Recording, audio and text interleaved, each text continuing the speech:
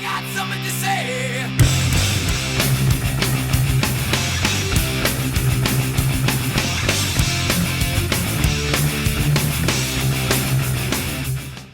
매일 아침 7시 30분까지 우리 조그만 교실로 몰아놓고 전국 900만의 아이들의 머릿속에 모두 똑같은 것만 집어넣고 있어 막힌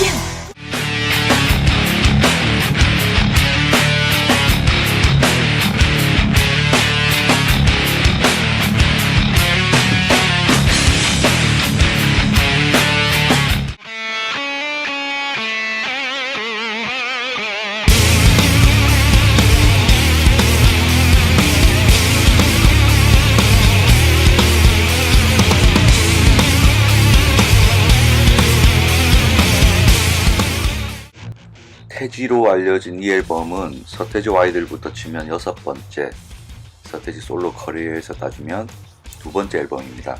어차피 아이들 시절이든 솔로 때든 음악은 서태지가 99.9%를 통제했기 때문에 세간에선 그냥 통산 6집으로 칩니다.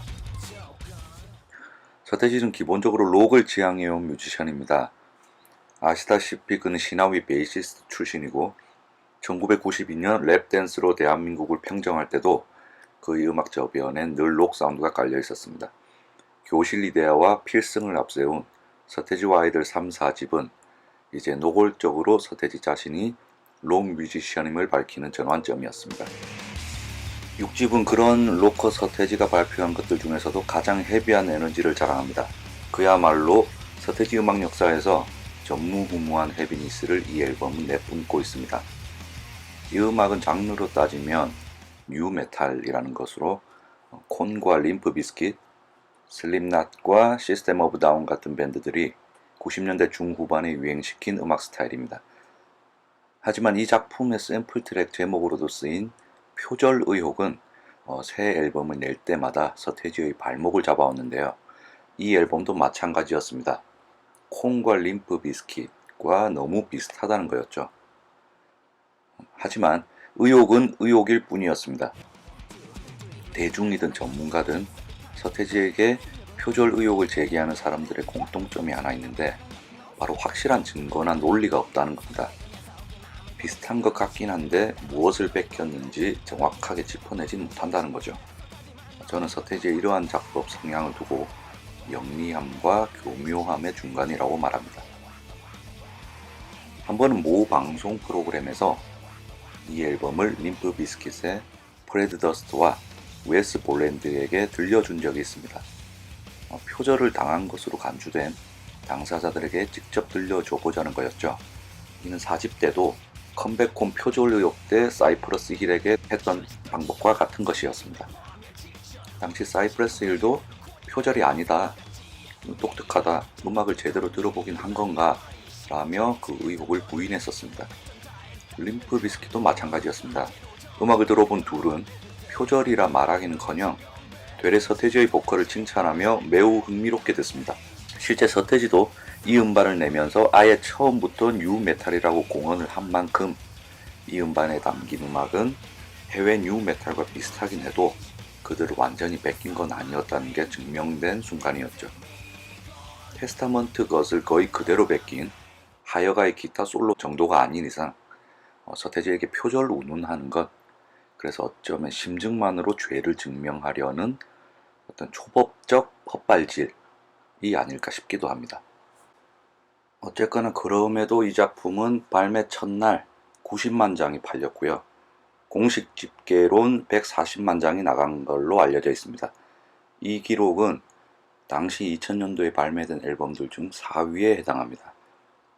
1위와 2위는 각각 조성모의 3집 아시나요와 2.5집 가시나무가 차지했고 3위는 G.O.D 3집 챕터 3가 차지했죠.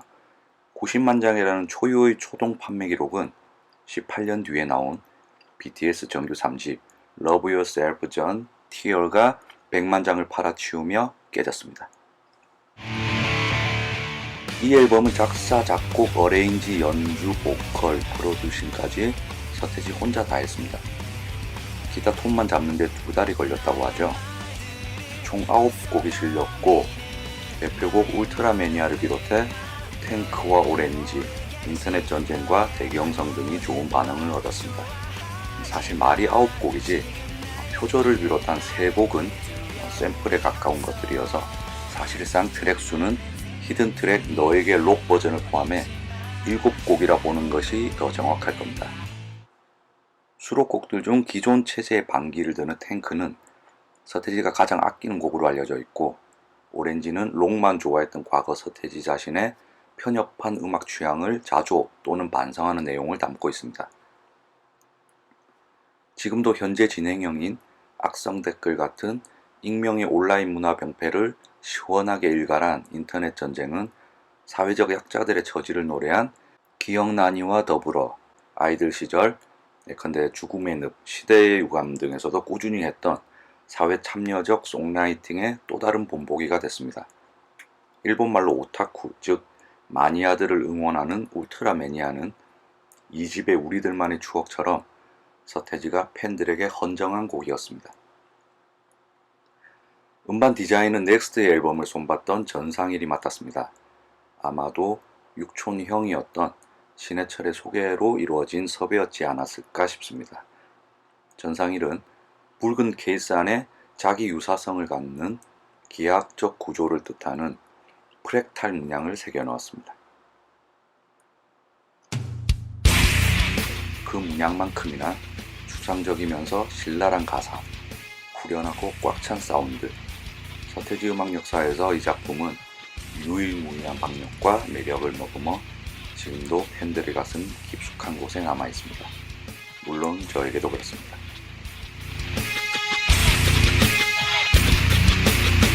Mic check 1, 2. We are the youth.